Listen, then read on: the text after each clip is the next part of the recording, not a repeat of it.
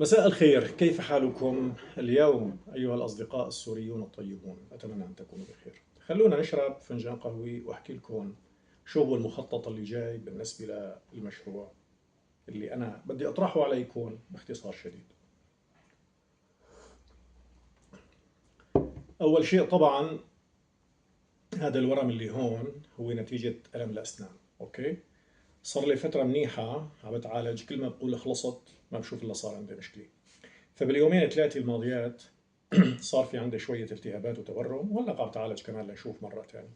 يعني لا تخافوا، مو طرق بوكس، اوكي؟ ما في حدا، يعني ما في حدا مستهدفني هالايام هاي، وصار لنا زمان يعني يرحم هذيك الايام.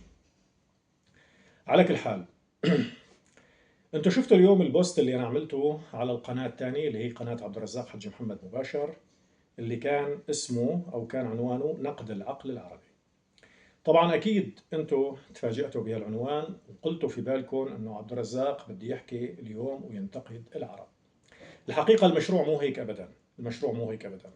القضية هي نقد للعقل السوري بشكل عام، لكن المخطط اللي براسي واللي بدي أحاول أشتغل عليه على مدة 10-15 يوم هو نقد للجميع بصراحة. لذلك يجب على الجميع أن ينتظر موعده. في كل يوم أو يومين بتشوفوا بوست مشاهدي بشكل من الأشكال على أحد القنوات، يا هاي يهديك، وبيكون في له عنوان. ولما بيكون في عنوان، المستهدف ينتظر النقد تبعه في اليوم أو اليوم التالي. تمام؟ يعني باختصار شديد. طبعا أكيد طالما حطيت أنه أول عنوان هو نقد العقل العربي، فبالضرورة أول ما بدي أذهب باتجاه النقد هني بدي أنتقد العرب، يعني بدي أبلش من نفسي، أوكي؟ لما حد يزعل أبدا، وراح يكون نقدي حيادي جدا وجارح جدا وما راعي في حدا، ولا نسائل على حدا اللي بيزعل واللي بيرضى. لكن لازم تعرفوا من البداية أشو اللي جاي. أول شيء راح أحكي عن العقل العربي. ثاني شيء راح أحكي عن العقل الكردي.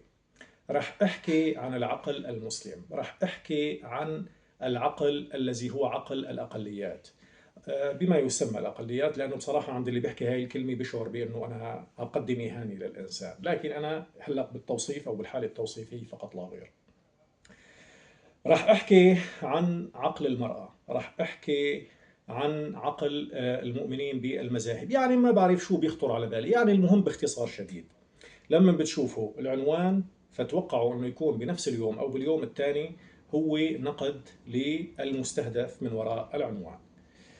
فمشان هيك يجب أن نكون مستعدين للنقد، واتفقنا أنه بدنا نحكي بحيادية، وحيادية شديدة جدا. وأنا بعتقد أنه معروف عني الحيادية، رغم أنه ما حد بيقتنع بهذا الشيء. خليني أقول لكم شغلي وكون واضح معكم لأبعد الحدود. كيف أنا بنظر لوضعنا نحن بسوريا، مشان تتوقعوا من البداية شو اللي جاي، أوكي؟ مشان كل واحد يحط نفسه بموقع الانتظار، لأنه فعلا صدقوني ما رح راعي حدا ولا رح أسأل على مشاعر حدا مين من كان يكون. تمام؟ مين من كان يكون. أنا بنظر لمجتمعنا السوري على أساس أنه هو مجرد عصفوري حقيقي بصراحة، وبنظر للإنسان أو بنظر لداخل هالمجتمع على أساس أنه في توصيفات، ممكن تكون في توصيفات، ممكن يكون في فروقات، ممكن يكون في أي شيء، لكننا جميعا نجتمع على أساس أننا في حلقة المجانين. هلأ أكيد عند اللي بنحكي عن المجانين أو عند اللي واحد بيروح على مستشفى المجانين، فبالضرورة بدي صادف أنواع مختلفة من المجانين أو درجات مختلفة للمجانين تبعا لحالة جنونهم وتبعا لحالة تصرفهم، وكتير شغلات أكيد هي بتكون شغلات علمية. نحن ما رح نعتمد الحقائق العلمية أبدا، نحن رح نعتمد الرؤية والمشاهدة والخبرة، لأنه نحن كلياتنا أصحابين خبرة، لأنه نحن أولاد هذا المجتمع. وكمان لازم تعرفوا شغلة مهمة جدا، لازم عند اللي بيكون في عنا حالة نقد ما نقيم المجتمع على اساس انه نحن شو نحن من جوا.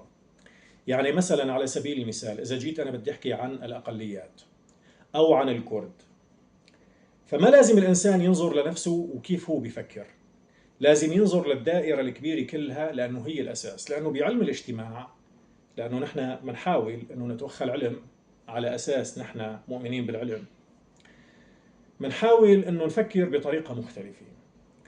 فالحالات الاستثنائيه لا تعطي ابدا نموذجا يحتذى به، ولا تعطي أبدا قاعدة. في قاعدة وفي الاستثناء. الشيء اللي نحن بننتقده هو القاعدة فقط لا غير. أما الاستثناءات، إذا كانك أنت من الاستثناءات، أوكي، كتير كويس إنك من الاستثناءات، رغم أني بعتقد إنه، وأنا أول واحد بينطبق علي هذا الشيء أكيد، إنه ما في مجال إلا بده يكون فينا شيء، يعني مستحيل. أنا بعتقد إنه الإنسان يكون هو استثناء كامل ومطلق. أنا بعتقد إنه هاي الحالة ما هي موجودة. بده يكون فينا شيء من أمراض وجنون وشوائب المجتمع، أكيد لا شك في هذا الكلام. وعلى كل حال نحن بدنا نستنى النقد ونشوف. يعني كمان حابب اقول لكم شغلي، انه ممكن يكون انا بعض الاخطاء توصيفي حقيقي، وممكن بعض الامور توصيفي حقيقي، وممكن يكون في عندي بعض الاخطاء. تذكروا انه انا عم بعطي رايي كصاحب خبره، وخبرتي جاي كوني ابن هالمجتمع. فمشان هيك خليكن انفسكن وارواحكن واسعه، وعقولكن منفتحه، وما تزعلوا ابدا من النقد والتوصيف اللي بدي احكي عنه. ما راح ابدا يعني يهمني الزعل وعدم الزعل بصراحه، لانه لازم نحكي هاي الشغلات، ولازم نتواجه فيها، ولازم يكون في عنا قدرة على المكاشفة. هذا داخل في باب المكاشفة. كمان داخل في باب النقد، رغم انه كمان النقد مشكلة كتير كبيرة في المجتمع السوري. المجتمع السوري ما بيقبل النقد، بالعكس تماما. انا شايف انه المجتمع السوري يا اما بيرفض النقد رفضا مطلقا، يا اما بيروح باتجاه تبريرات للنقد. يعني اوكي، انا فهمت انه في جزء كبير من المجتمع السوري بيرفض النقد رفضا مطلقا. هدول اللي بيعتقدوا انهم بيمتلكوا حقيقة مطلقة، وانه هن اصحابين خلينا نقول الحالة الاجمل. بس الطرف الثاني يذهب باتجاه تبرير النقد. يعني عند اللي بتنتقده بيقول لك في اسباب خلتني انا اتصرف هيك.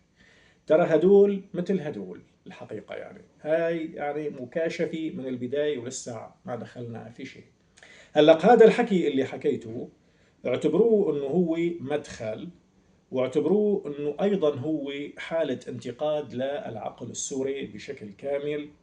لكن في الفيديوهات المقبلة سوف يكون هناك تخصص في كل عقل من العقول السوري، لأنه بالأصل هو عقل كبير جمعي. ضمن هالعقل الجمعي في عنا عقول هيك هون وهون وهون وهون وهون وهون. ما في ولا عقل أنا شايفه بصراحة طالع برا حلقة إنه عقل مجنون. راح تتفاجئوا. يعني راح أحكي عن كل شيء ممكن يخطر في بالي. مبدئيا كمان بعرف إنه في كتير يعني ناس بيقولوا إنه نحن نقبل النقد. طيب كويس الحكي هذا. خلينا نستنى لنشوف. خلينا نستنى لنشوف. راح يكون أول مدخل هو نقد العقل العربي، وبعدين بدنا نمشي ستيب باي ستيب. وين منوصل؟ والله ما بعرف، لأنه بصراحة لسه ما في خريطة ولا في خطة أنا حابب أمشي عليها أو حطيتها. لذلك اعتبارا من بكرة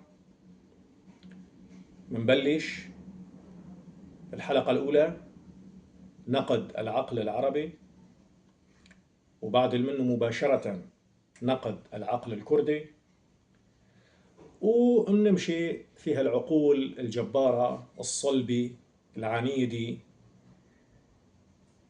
واحد واحد. فانتظروا، انتظروا، ايه انتظروا، واني معكم من المنتظرين. وتأكدوا انه راح يكون الكلام عفوي جدا. تعرفوني انا ما بخطط لشيء، ولا بحط خريطة قدامي برسمها وبدي احكي عن هاي النقطة وهاي النقطة. طريقتي هي طريقة ارتجالية وطريقة عفوية جدا، وأنا بصراحة طول عمري ماشي بهالطريقة هاي. حتى بالكتابة لما بدي أكتب بكتب بطريقة عفوية جدا، وما بيكون في عندي مخطط أبدا. الطريقة اللي بيمشوا عليها الكتاب هاي يعني. فنلتقي غدا. أوكي، غدا مع نقد العقل العربي. رح ننتقد ونحن دائما عم نشرب قهوتنا. صح، وأنا ألتقيكم غدا مع أول عقل نواجهه في العصفوري السوري. إلى اللقاء، تصبحون على خير.